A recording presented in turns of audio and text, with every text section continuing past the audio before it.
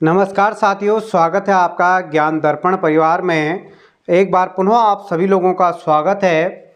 आज हम बात करेंगे हिंदी वर्णमाला में हमारी सीरीज चल रही है डे 6 की, जो हमारा 30 दिन का टारगेट है। उस 30 दिन में हमने 95 प्लस का जो टारगेट रखा है, छोटे छोटे पॉइंट को लेकर के हम आगे चलेंगे। लास्ट डे हमने बात किया था हिंदी में स्वरों का विभाजन 4 तरीकों से किया कि था। एक पहला था आपका उच्चारण में लगने वाले समय के आधार पर।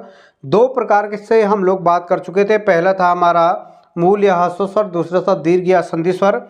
आज है हमारा जीभ के उठने के आधार पर और जीभ के सक्रिय भाग के आधार पर। जीभ के उठने के आधार पर हम बात कर चुके थे 4 भेद होते हैं। वो 4 भेद कौन कौन से थे? पहला था आपका समृद्ध स्वर, दूसरा अर्ध समृद्ध स्वर, तीसरा अर्ध विवर्त और चौथा है आपका विवर्त। इसी प्रकार से हमें एक डायग्राम बनाना है और यहाँ पे हमारा हो जाएगा जीभ के सक्रिय भाग के आधार पर स्वरों का विभाजन।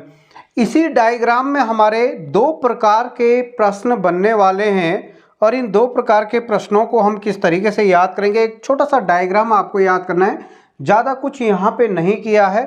देखिए क्या बनाया है, नीचे वाला डंडा छोटा रखिए, ऊपर थोड़ी बड़ा रखिए। उसके बाद एक उल्टा त्रिभुज बनाना है और उसके बीच में 2 लाइन आपको खींच देने हैं। उसके बाद आपको ये ध्यान देना है, उसके यहाँ पे समृद्ध लिखना है सबसे ऊपर और नीचे लिखना है विवर्त। समृद्ध का मतलब होता है बंद,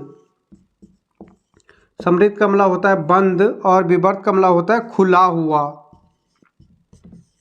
अब यहाँ पे जो ये दिया गया है स्वरों का विभाजन, ये मुख द्वार के आधार पर बताया गया है कि मुख द्वार खुला रहता है या बंद रहता है। इसको भाषा में विवर्त या समृद्ध कहा गया। यदि आपका मुख द्वार बंद होता है तो उसे हम समृद्ध कहेंगे और विवर्त का मतलब क्या होता है? जहाँ पे मुख द्वार पूरा खुला रहेगा।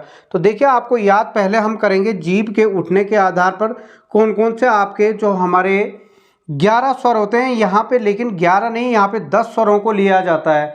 मैंने आपको पहले ही बता दिया, जो री है ये संस्कृत का स्वर है, वो इस आधार पे वर्गीकृत नहीं किया जाएगा।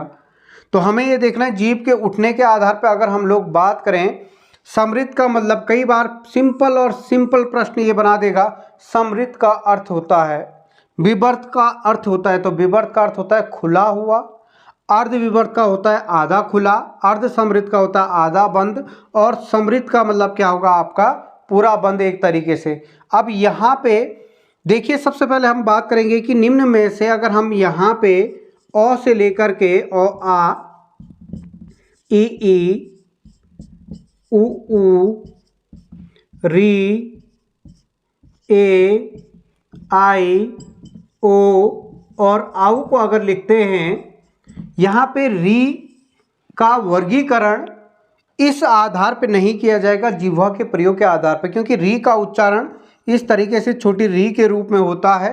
तो री निम्नलिखित में से संस्कृत का शब्द है, निम्नलिखित में से संस्कृत का वर्ण है, तो ये हो जाएगा आपका कौन सा? री।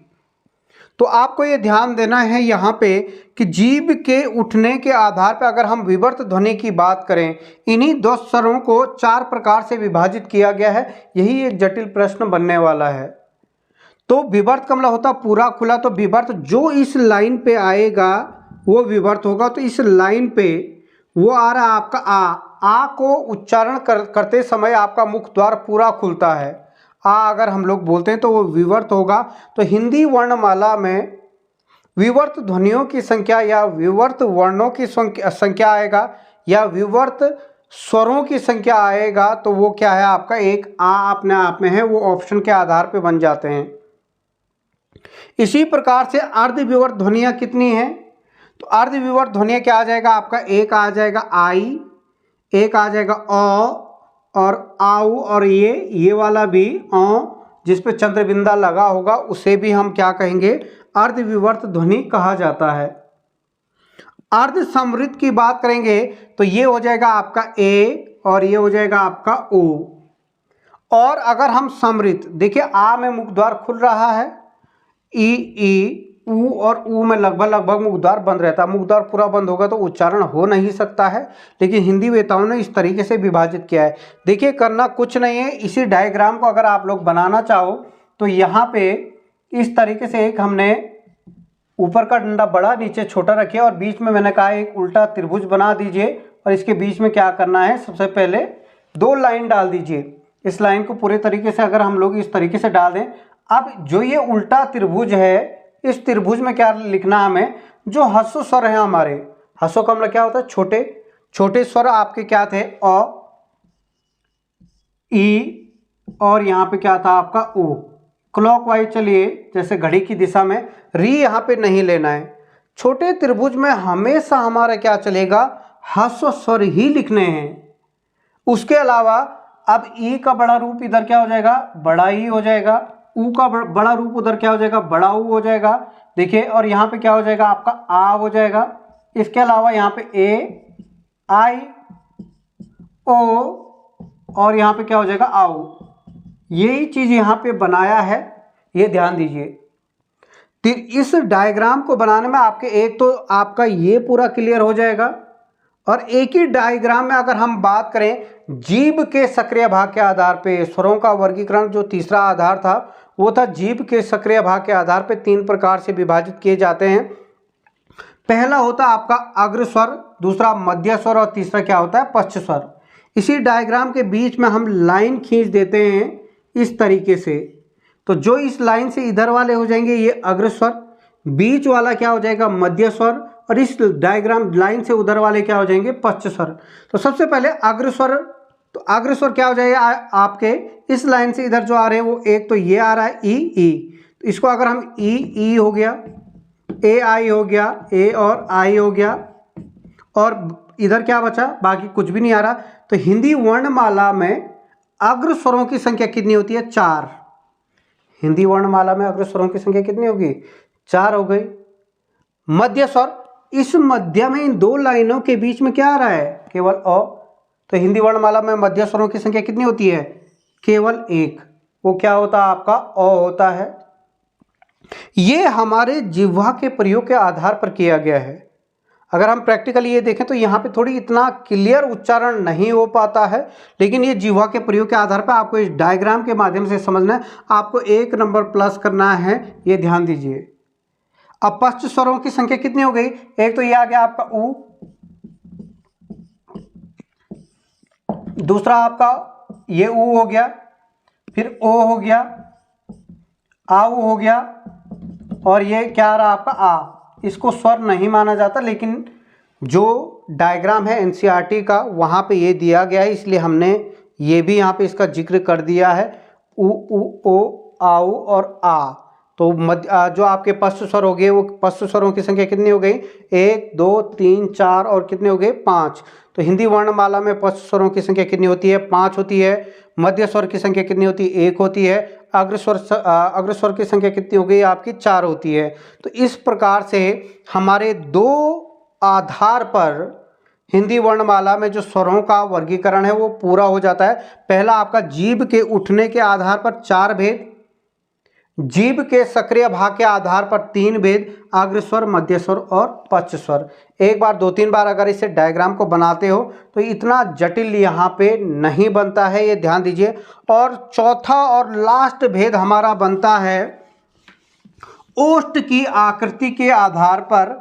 हमारे हिंदी वर्णमाला में जो स्वरों का विभाजन किया गया है वो कितने आधार पर किया जाता है, तो देखिए सबसे पहले हम स्वरों को लिख लेते हैं, अ आ ई उ री ए आई और यहाँ पे ओ और आपका आओ।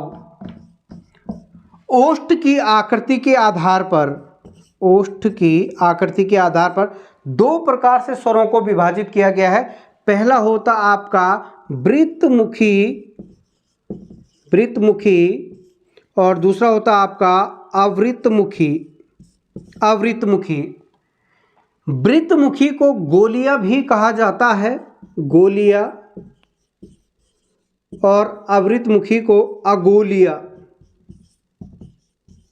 अगोलिया भी कहा जाता है।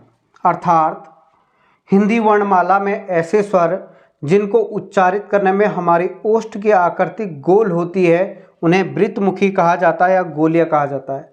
अब किनको उच्चारित करने में, क्वेश्चन यहाँ से बन जाएगा कि हिंदी वर्णमाला में वृत्तमुखी या गोलीय स्वरों की संख्या कितनी होती है। तो ये देखिए ये 4 होती है। कौन कौन सी? उ, ऊ, ओ, लास्ट में देखिए आउ। आउ को बोलने में लास्ट में क्या हो रहा है? होंठ गोल हो रहे हैं। वृत्तमुखी स्वरों की संख्या कितनी होती है? 4 होती है। और अवृत्तमुखी संख्या जो स्वरों की संख्या होती है वो कितनी होती है आपकी? यहाँ पे अगर हम टोटल की बात करें तो ये हो जाएगी आपकी ओ को बोलने में भी नहीं होगी।